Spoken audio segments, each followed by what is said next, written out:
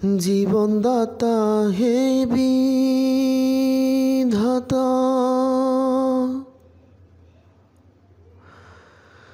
মহান বিচারপতি,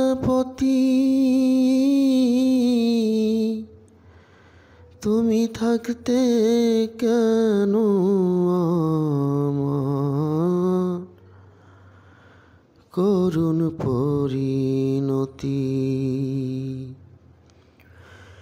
বিচারপতি তোমার কাছে বিচার না পেলে কোথায় বিচার পাবো আমি, কার কাছে গেলে, কার কাছে গেলে।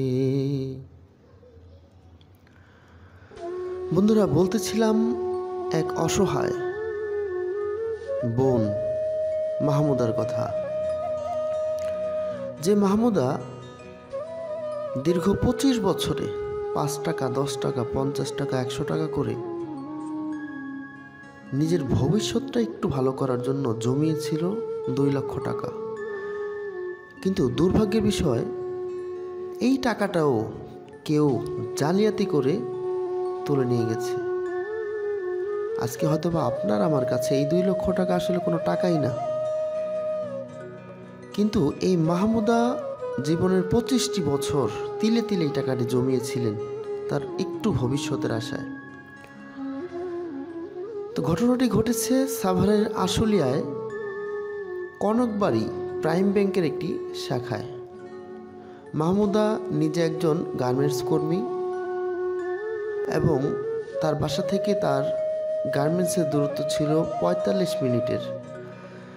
5 টাকা ভাড়া দেওয়া লাগবে বিধায় সে পায়ে হেঁটে 5 টাকা বাঁচিয়েছে, টিফিনের টাকা বাঁচিয়েছে, মানুষের জায়গায় একটু সবজি চাষ করে সেই সবজি বাজারে বিক্রি করে এই টাকাগুলো জমিয়েছিল।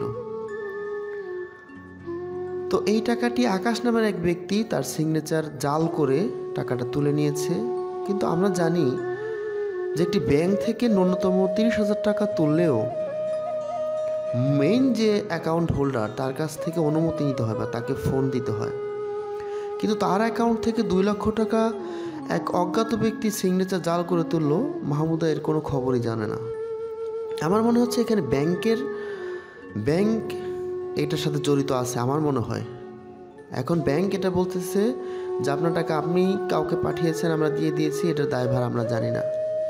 এটা এত সহজ বললে তো হবে না, কারণ আপনাদের তো নিয়ম রেজুলেশন আছে যে কিভাবে একটা গ্রাহক অন্য যদি একটা গ্রাহক তার চেকের মাধ্যমে টাকা তোলে কিভাবে তুলতে হয়। তো যাই হোক, মাহমুদার এই ভিডিওটি আমার একটাই করার কারণ যে মাহমুদার এই করুণ গল্পটি আমি যখন একটি পত্রিকায় পড়লাম তখন আসলে আমার শরীরে লোম দাঁড়িয়ে গিয়েছে যে আল্লাহ শুধু কষ্ট যাদের তাদেরকে শুধু কষ্ট দেয়। এই মাহমুদার 2টা সন্তান ছিল, একটি 11 বছরের, একটি 9 বছরের। সেই সন্তান দুটো এই বছরের সেপ্টেম্বরের 28 তারিখে পানিতে ডুবে মারা গেছে। এত কষ্টের উপর কষ্ট। আসলে আমি জানি না, আল্লাহ আমাদের চাইতে অনেক বেশি ভালো জানেন। আল্লাহ প্রত্যেকটা বান্দার মঙ্গল চান, আমরা আসলে বুঝি না। এখন এই মাহমুদার কি হবে? গ্রাম এলাকায় একটা কথা বলে যারা মুরব্বীরা, তারা বলে যে সন্তানের শোক সহ্য করা যায়, টাকার শোক সহ্য করা যায় না। তার 25 বছরে তিলে তিলে জমানো এই টাকা 2 লাখ টাকা যে কেউ না কেউ তুলে নিল, এটার বিচার কি সে পাবে না? আমাদের সমাজে কি এমন কোনো ব্যক্তি নাই যে এইটার সমাধানটা সে করে দিতে পারে, বা আইনি সহায়তা হোক, বা সে একটা ভালো পর্যায়ে আছে, সে তার কথার মাধ্যমে কাজটা হবে, এমন কেউ কি নাই? আমি মনে করি আছে। তো সর্বোপরি আসলে এই মাহমুদার আমার ব্যক্তিগত তরফ থেকে সমবেদনা জানানো ছাড়া আমার কোনো ভাষা নেই। তো আপনারা যারা আছেন, আপনাদের মধ্যে যদি এমন কেউ থাকেন যে আসলে তার একটা কথায়, আপনার একটা কথায় তার টাকাটা সে ফিরে পেতে পারে, বা প্রশাসনের সাথে আপনার পরিচিত আছে, প্রশাসনকে বললে তার টাকাটা একটু আসলেই কে তুললো, অরিজিনাল লোকটাকে ধরে টাকাটা আদায় করে দিতে পারে, যদি আপনাদের মধ্যে কেউ থাকেন তাহলে তার জন্য একটু কাজ করতে পারেন। আর সর্বোপরি যেটা বলবো সেটা হচ্ছে যে আমাদের প্রশাসন আপনাদের কাছে আমার বিনীত একটু অনুরোধ থাকবে, আপনারা অনেক ভালো কাজের অবদান রেখেছেন।